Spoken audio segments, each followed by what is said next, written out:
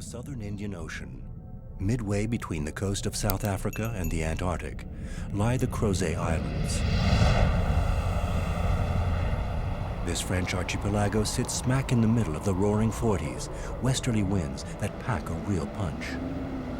Here, it rains 310 days a year. Winds in excess of 60 miles an hour for much of the year make human life unbearable. The wind brings rain, snow, and hail. On the Crozet Islands, you can experience all 4 seasons in less than a day. September marks the beginning of spring in the southern hemisphere, but there's never a good time to venture into this region. Some people do. This long-line fishing boat is after a catch that can only be found in these waters, Patagonian toothfish. They were only discovered at the turn of the last century. Today, they fetch high prices on dinner tables in Asia and America, where they're more commonly known as Chilean sea bass.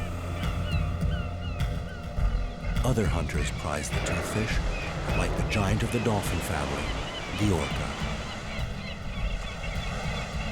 David Reichert is passionate about orcas and intrigued by their behavior.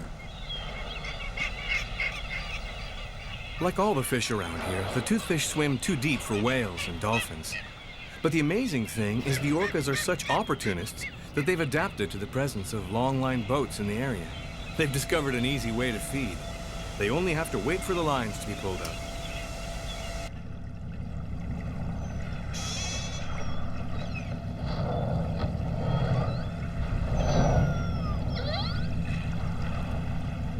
Unfortunately, a lot of pirate longliners are out there. They're illegal and try to force the orcas to keep their distance by throwing dynamite at them. So the orcas have become rather cautious towards human beings, even though they haven't given up on the easy pickings. Scientists have produced alarming figures. 50% of the orcas in the region have disappeared in the last decade. It's a wanton and secret slaughter by men without scruples. David boarded one of the few legal longliners to get to the islands and study the behavior of this threatened mammal in its natural environment. As a specialist in filming marine mammals, David stops at nothing to get close to his subjects. But what he's about to do has never been attempted before. Filming underwater, close to boats that present a threat to the orcas.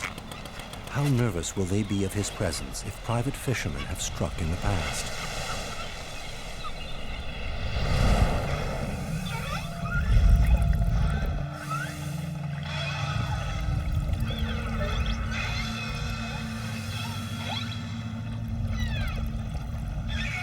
A young female approaches, naturally inquisitive.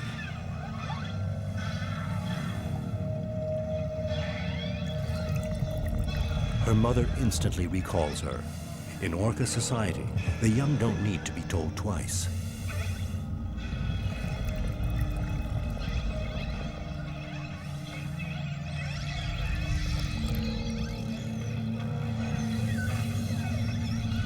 The orcas are certainly avoiding David. He'll have to wait until he gets to the Crozet Islands for another encounter. That's where the orcas are heading, because their traditional prey in the area are not toothfish, but elephant seals.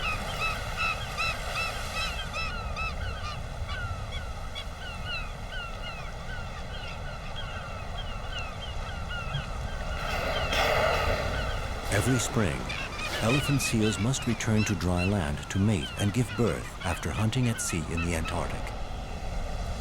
Over thousands of years, orcas have perfected peculiar techniques to catch seals.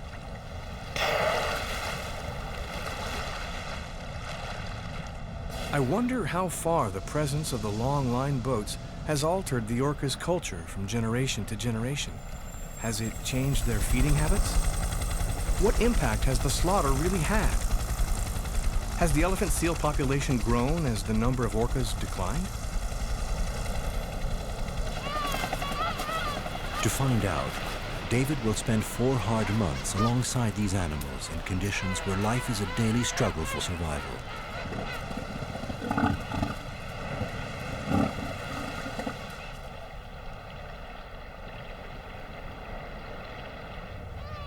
Here, animals are safe from man.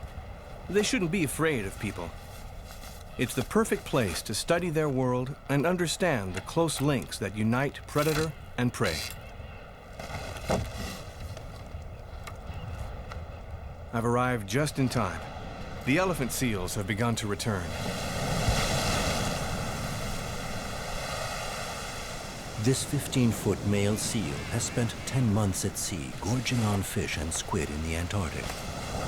He swum thousands of miles to get here, and now, hauling 4 tons of blubber onto dry land, only one thing is on his mind: sex. Enter a female, but she's not here to mate, rather to give birth to a pup she conceived on the island last year. For the male, she's an irresistible image of Aphrodite. To reproduce, males must establish a harem and become the dominant male. The only way to do that, throw your weight around and impose yourself on other males. The male is 6 or 7 times heavier than the female, and to show he means business, he bites her viciously. How affectionate.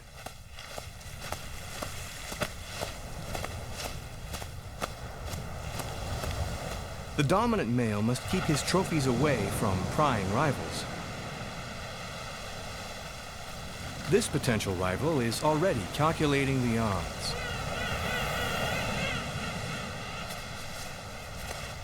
The role of dominant male is highly coveted, and on this beach, there's only room for one. Conflict is inevitable.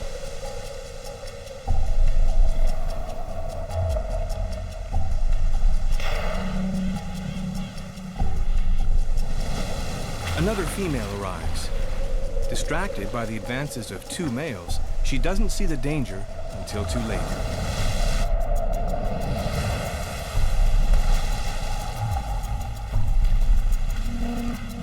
Her long journey is over. She'll never give birth to her pup. Hunting this way shows how the orcas have adapted to life around these islands. Fish are rare and inaccessible, so they must hunt marine mammals.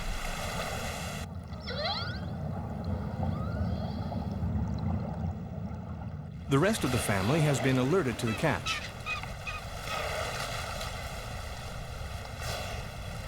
Allowing the others to join the kill is a form of initiation, especially for the young. To survive, you must learn, and the transmission of knowledge is an essential part of orca culture.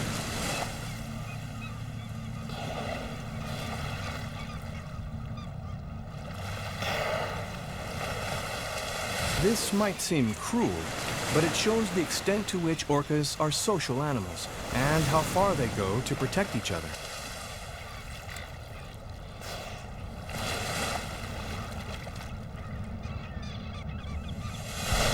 The fatal blow is delivered by a young female.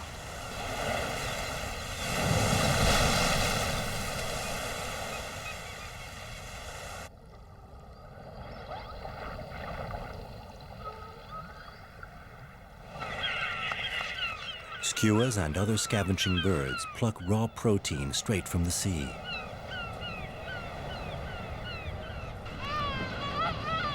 Home away from home. The wooden crate contains everything David needs for his own survival until the longliner returns in 4 months.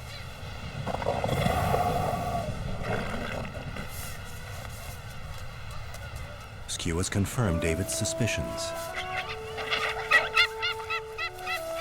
Animals on the Crosseé Islands have never been threatened by man. They've no reason to be aggressive, but every reason to be curious.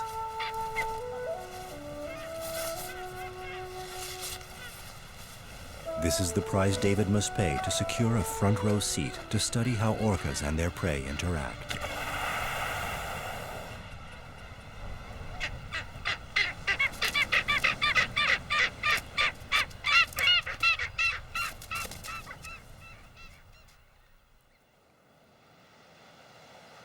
Within a few days, the dominant male elephant seal succeeds in pressing large numbers of female into his harem. The problem now is to keep the peace.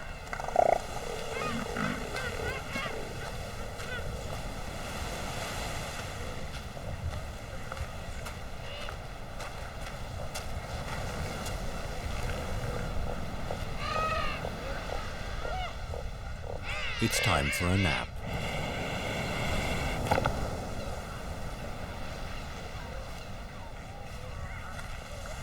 Others never seem to rest. There's always a chance a fat seal may be napping close to the edge.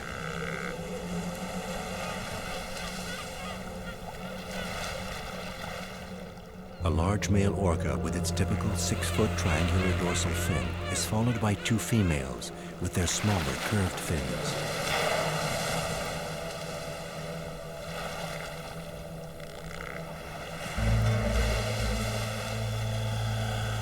Orcas live in a matriarchal society.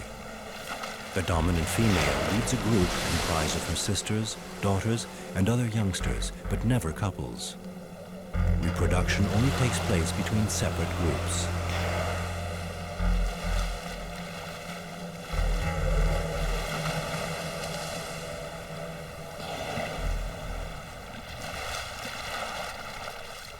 The matriarch is very imposing, over 20 feet long. I know orcas have never been known to attack humans, but what if she really is eyeing me for her next meal?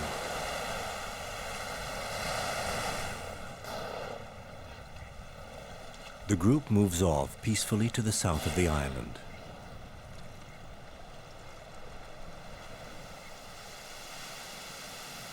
David's close encounter with the orca on land reminds him of something that happened on this beach in 1988. Amateur footage of the drama, seen around the world, showed an inexperienced orca becoming beached while hunting. But scientists were on hand to help it back into the water. The female's release was a joy to behold for both the scientists and the orcas, a very lucky escape.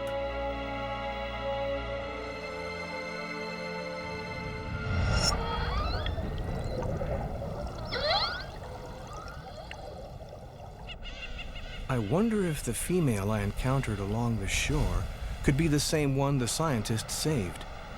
I felt threatened, but she may only have wanted to make contact. What do I really represent to these super predators? It's a question that dogs me.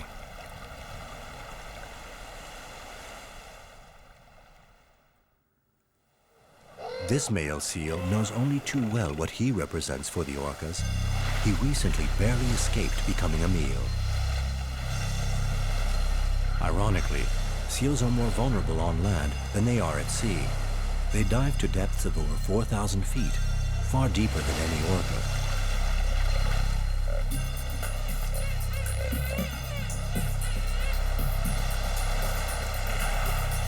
In the shallows, their thick layer of blubber offer a tempting feast of protein. No wonder orcas risk beaching and hunting this way. But even close to shore, the elephant seal is no pushover.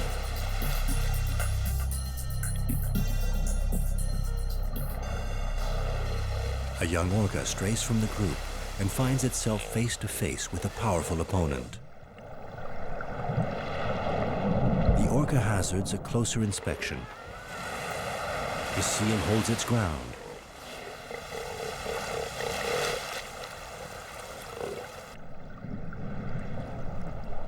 No point in being too brave. It was a good lesson for the youngster. Next time, it'll stay with the group where there's strength in numbers.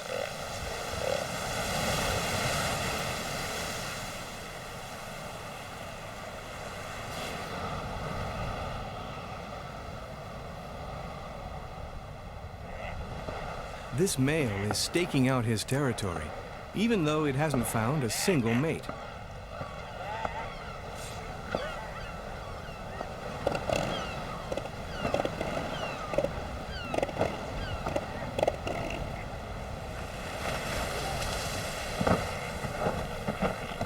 Hey, watch it! Whoa, okay, calm down. Loneliness is obviously getting to him.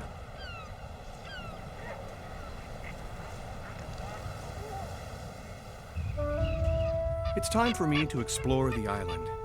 I've decided to cross the little volcano to the other side, where I've noticed the orcas disappear to a number of times.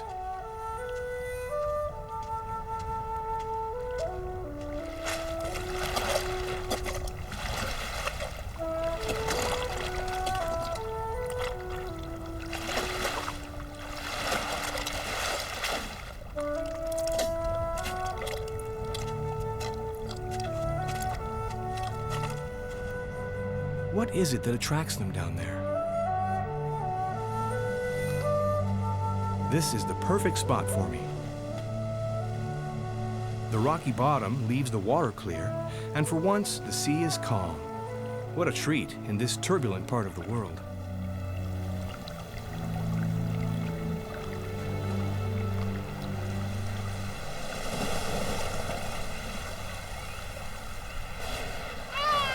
It's now obvious to David what the orcas are after on this side of the island.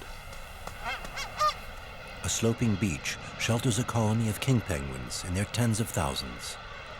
For the orcas, the beach represents a well-stocked larder all year round.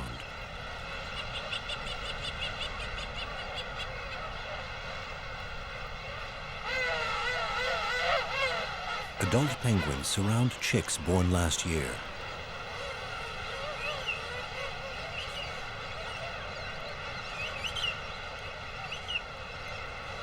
They'll keep their warm, woolly coats for about 9 months.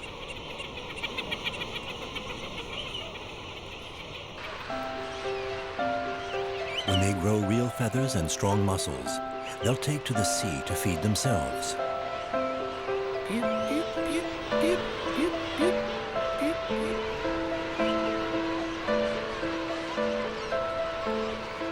They wait patiently for their parents to return with food.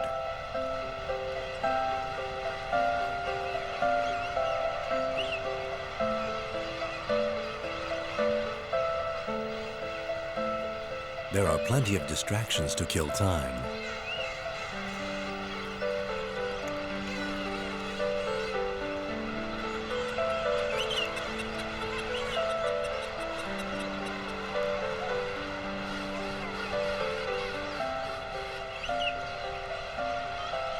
They seem to have adopted me, probably because they're hungry.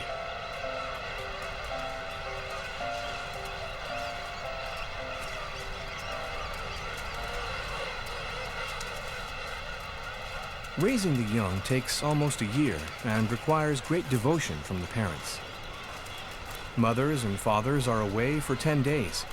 They swim hundreds of miles to their hunting grounds and dive 1,500 feet to find fish and shellfish. Once they've filled their crop, they return to their young, picking them out from the crowd by listening for their call.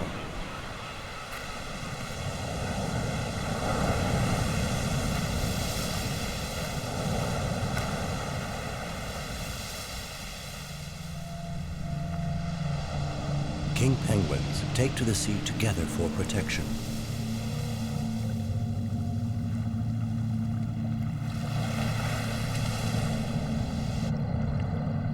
This is an opportunity for orcas to refine their coordinated hunting techniques.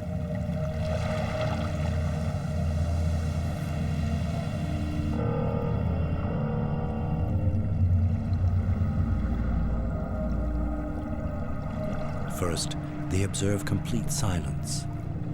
The hunters don't want to sow panic among the penguins. Then, moments before the attack, they emit discreet clicks to signal their position to each other. When the trap is set, the matriarch sounds the signal.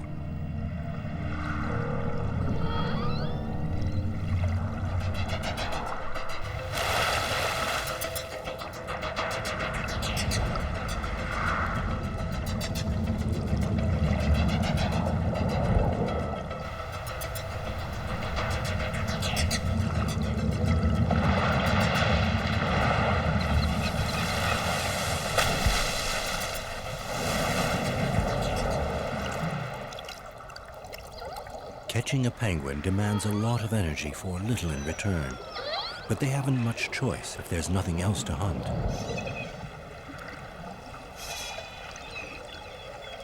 In summer, when the seals are abundant, hunting penguins is good practice for the leaner winter months.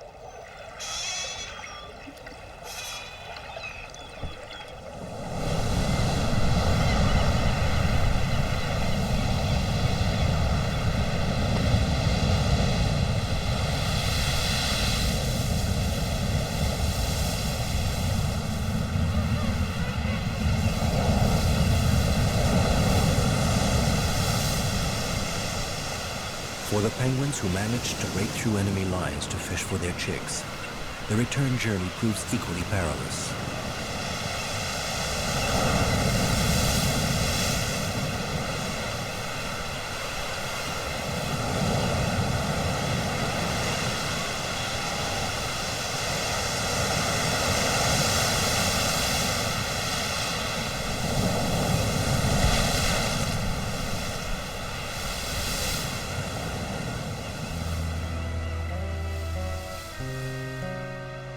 Finally, starving chicks are rewarded for their patience.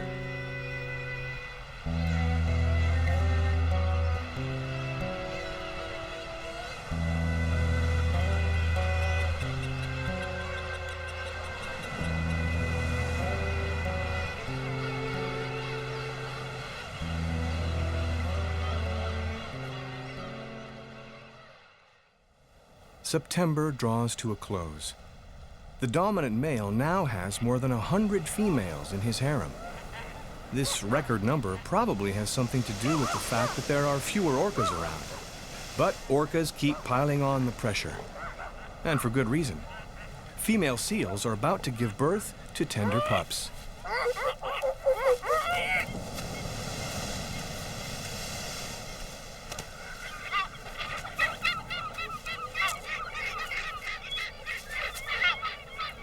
Skuas and giant petrels feast on the placenta.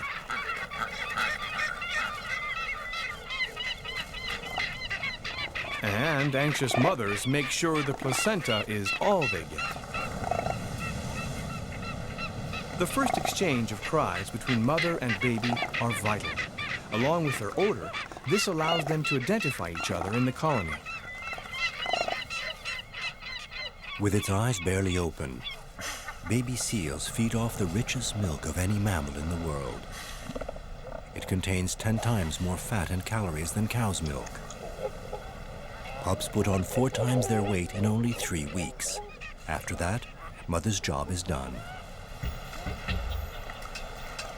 The dominant male tires of herding ever more females into his harem. Not only must he watch over them, but he must fertilize them too. This earthly paradise comes with a price: starvation. The dominant male stops eating for the entire reproductive season. He sheds 30 pounds every day for 2.5 months, surviving on his winter reserves, the 10 months spent feeding in Antarctica. Single males lie in wait for the slightest opportunity. The presence of so many females stimulates their own desire to perpetuate their genes. The dominant male cries foul. His bulbous nose amplifies the protest. The larger the nose, the greater the show of virility. It's a rude instrument of dissuasion for the legions of young pretenders. Seeing one intruder off only lets another into the harem. What a never-ending battle to stay on top. And DNA studies show the dominant male is far from being the father of all the pups.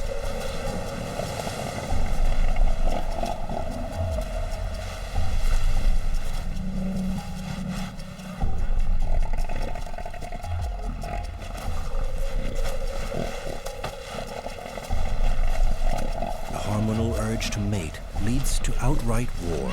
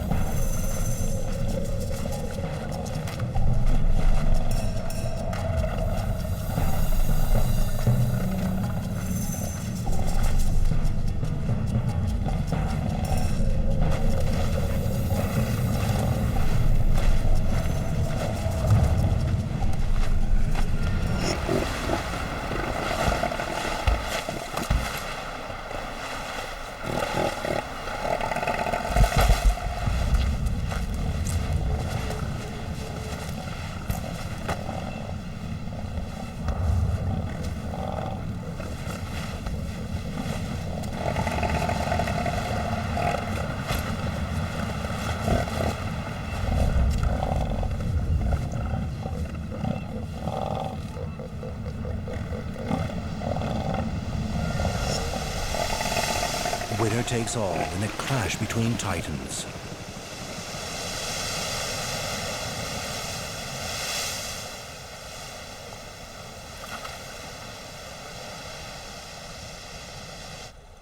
When you get this close to these giants, you can feel how much energy goes into their drive to pass on their genes.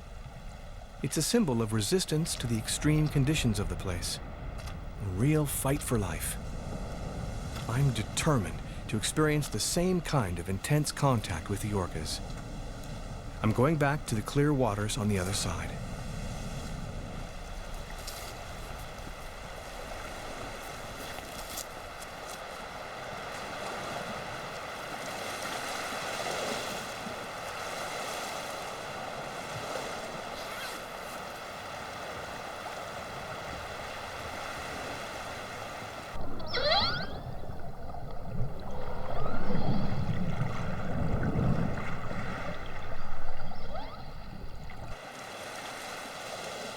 I recognize the matriarch by her imposing size, and I see in the fullness of her attention towards me great experience and certainly a knowledge of man. Is she again the one who was saved by the scientists? I like to imagine she is. I wish this moment would last forever. I must find out more about her and her pod.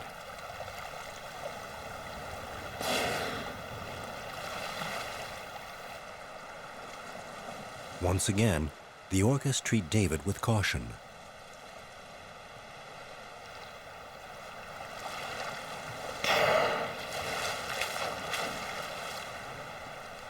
The orcas developed a complex culture because they live so long. Males live for about 50 years.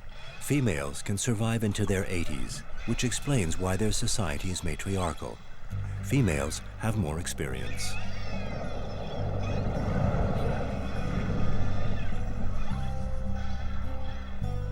These mammals are such efficient killers, they only need to spend 10% of their time hunting.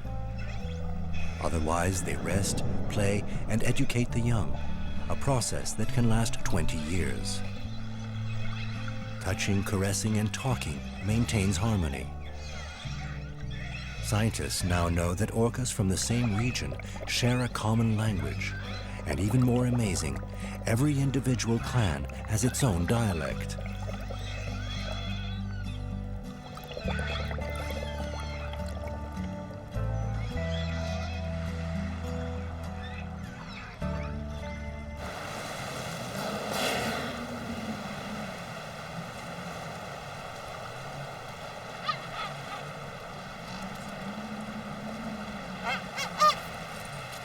Frustrated on land, David decides it's time for a dip.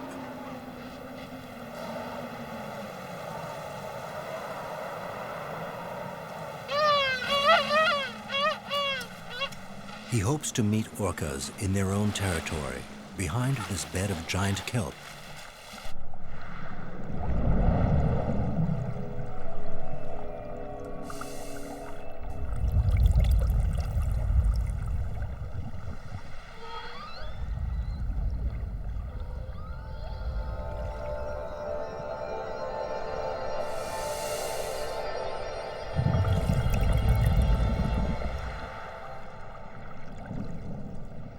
Orcas never venture into these underwater forests.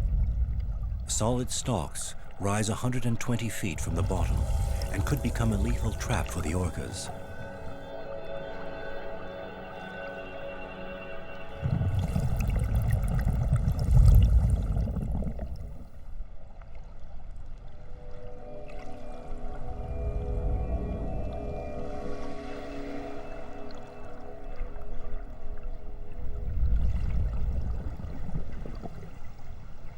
Beyond the forest, the matriarch sneaks up on David.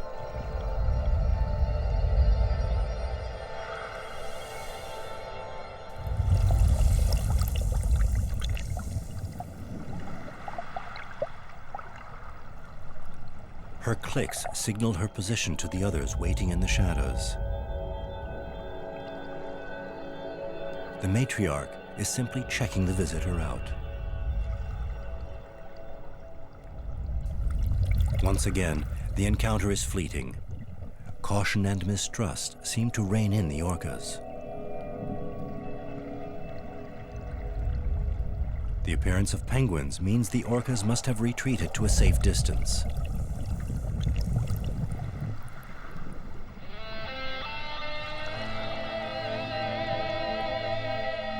For David, their grace and agility are well worth staying underwater for a little longer.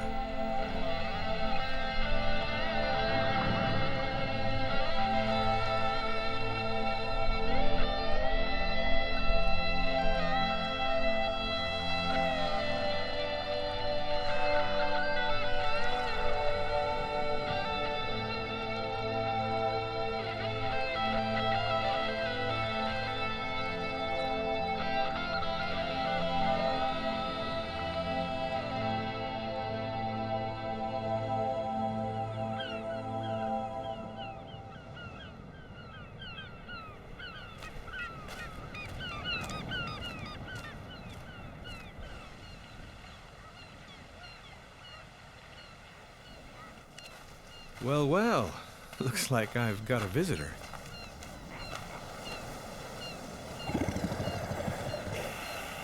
The single male has been well and truly defeated by the dominant male.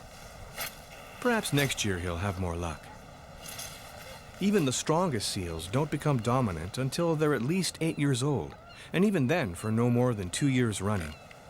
The battle to dominate exhausts them too much. He may not look aggressive, but he's still potentially dangerous. There's no way I can get into my tent tonight.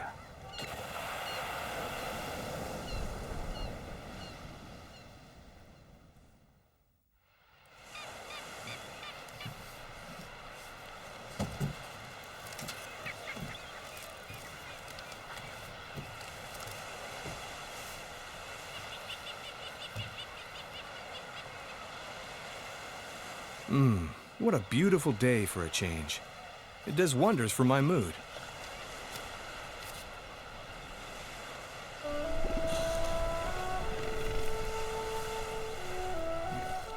Baby elephant seals pass their first days close to the warm bellies of their mothers.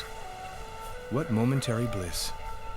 The atmosphere on the beach is positively festive.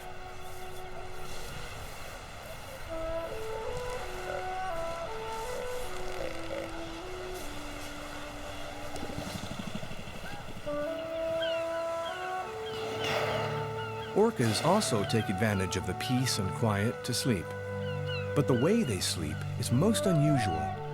So they don't drown, evolution has blessed them with an extraordinary trait. Only half their brain sleeps at one time. They literally nap with one eye open.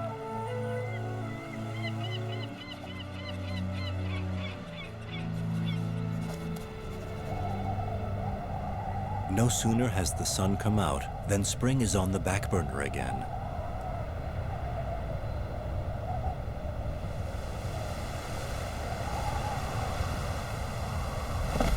The roaring 40s return with a vengeance.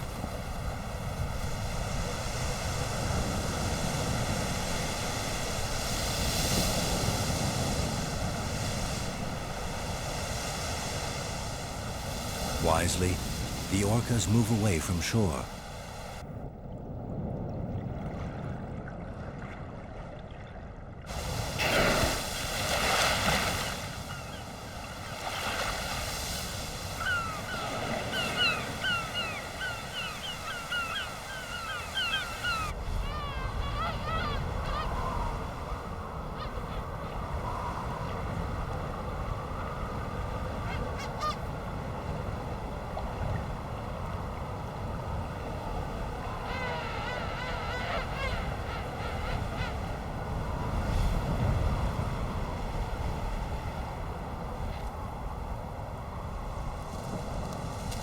I wonder how the newborn elephant seals are coping with the weather.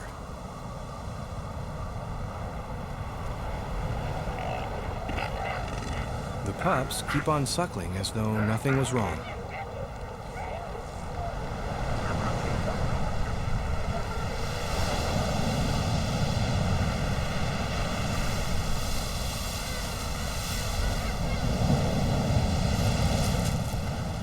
is really picking up. I'd better seek some shelter.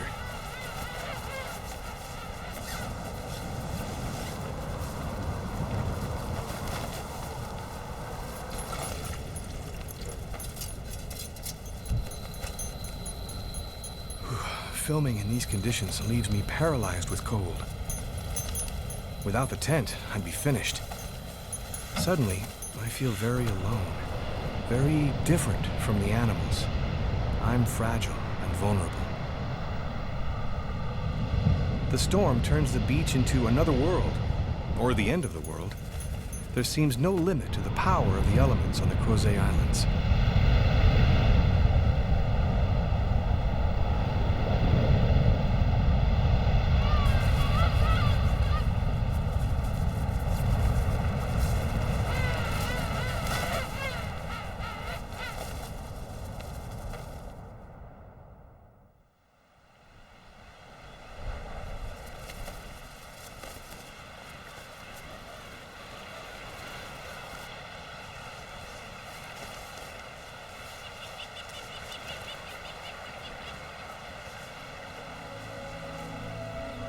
I've spent the night terrified by the thought my tent would blow away. By mid-October, the first female elephant seals to have arrived from the Antarctic are now ready to return. After nursing their pups for 3 weeks, they're pregnant again and will give birth here in a year's time. This one is ready to leave, but her pup isn't.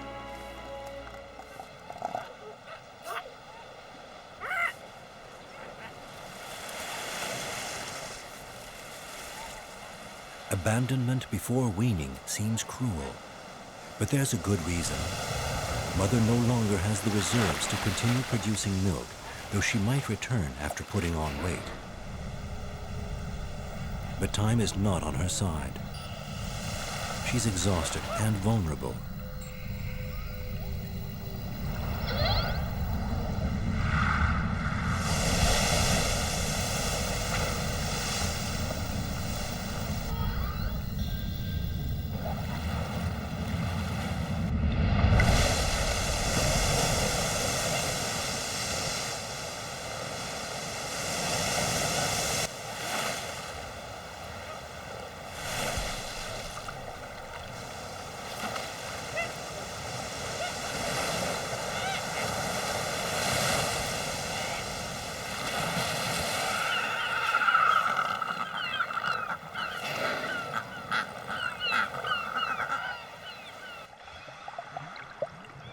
Orcas share the spoils of hunting. Solidarity within the group is a cardinal virtue.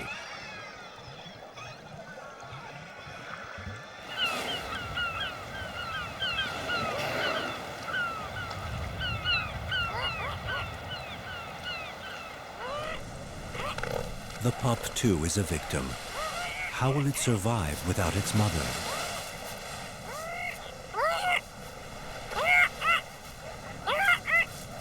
Unlike penguin chicks that can count on both parents for food, baby seals depend solely on their mothers.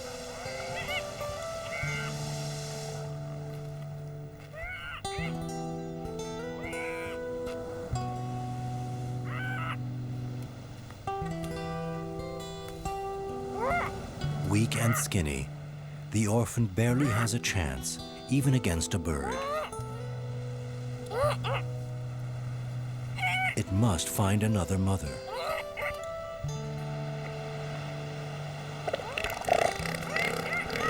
The door is closed. Female seals cannot afford to feed 2 pups at once. And other pups also insist on exclusive rights to their mothers.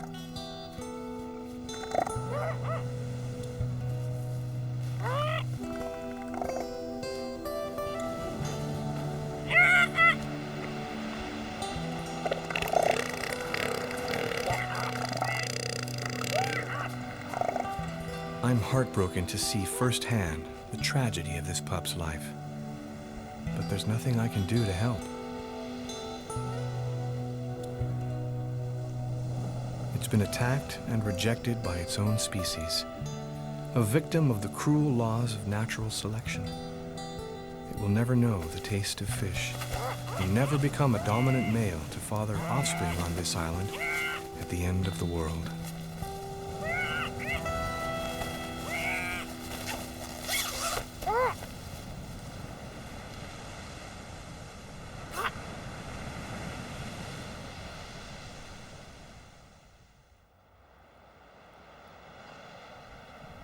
Mid-November, and the harem dissolves like snow in the sun. The dominant male rouses himself one last time to perform his duty.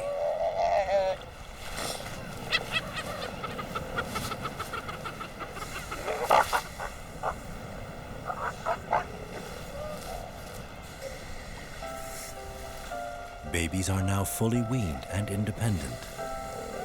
The young stick together and discover the joys of infancy.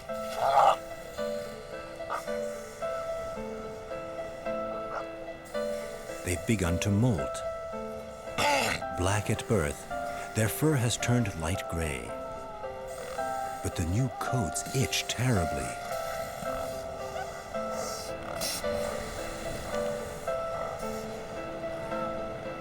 David can't resist lending a hand. After all, they've been neighbors for nearly 4 months.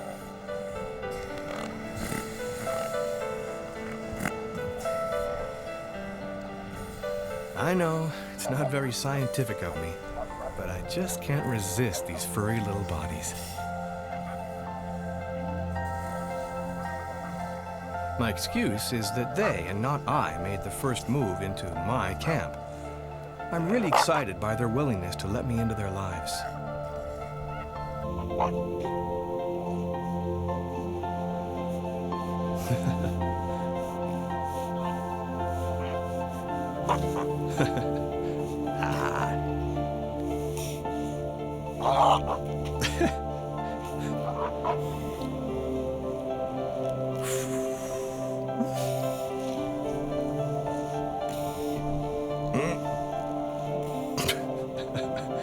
The seals really have accepted me. What an honor. The confidence they show in me and the games they share are the simplest and most important forms of communication. Moments like this take me back to my own childhood.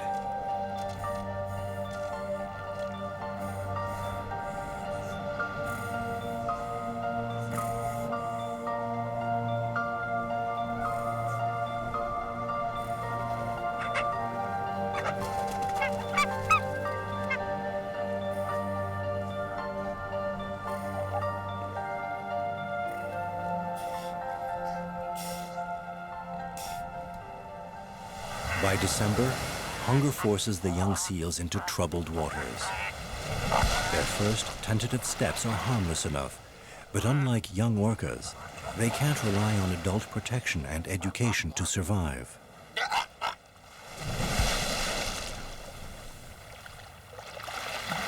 For some, the baptism will be ruthlessly short.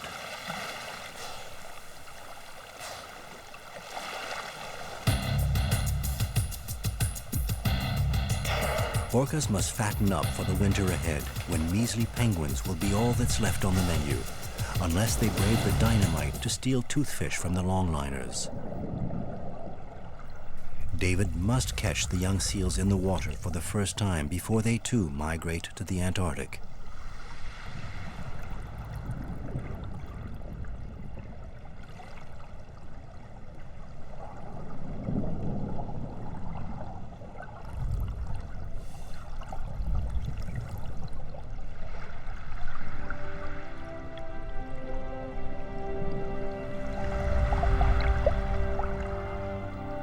I was looking for him, but in the end, he found me.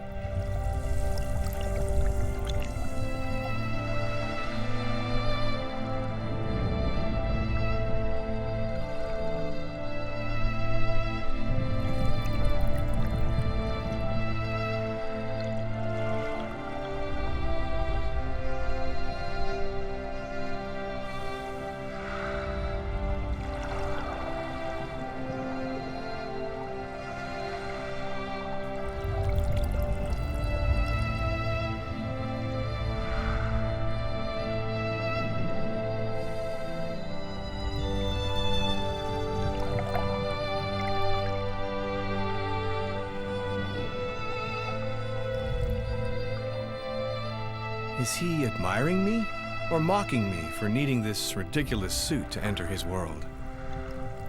But who's to say we can't be friends? If only he would stay. Why is he leaving? Will he be back? The answer is in black and white.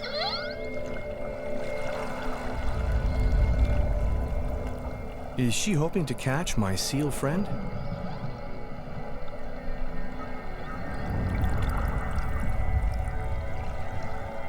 A male approaches me for the first time.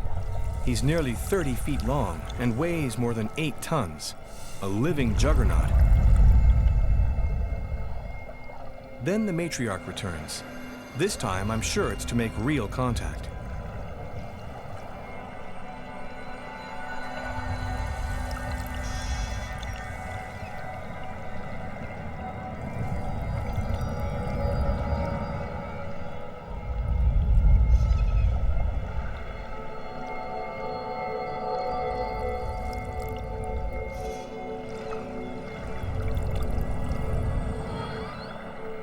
I feel naked and completely defenseless. The Orcas know it too, and I'm counting on their wisdom now. We are communicating. I don't know how exactly, but it's pretty intense.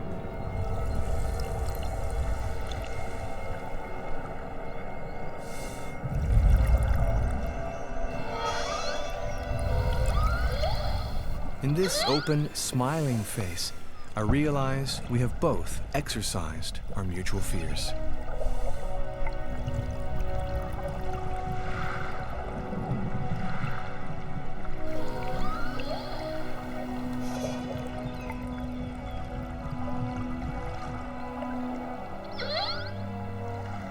Call it intuition, but I'm now positive this female is the one saved from the beach long ago.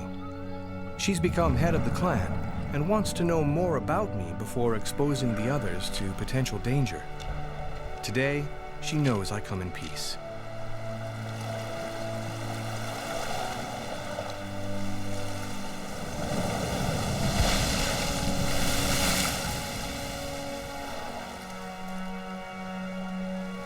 No words can express the emotion I feel in such a sublime moment of contact.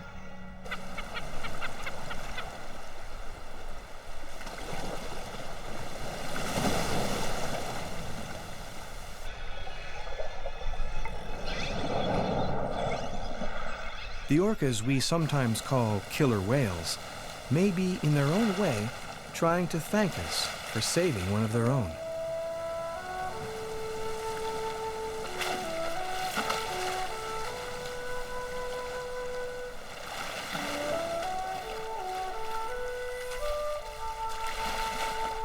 I'm reassured to see how the orcas of the Crosseé Islands are preserving their ancient ways, for now at least, in spite of the longliners.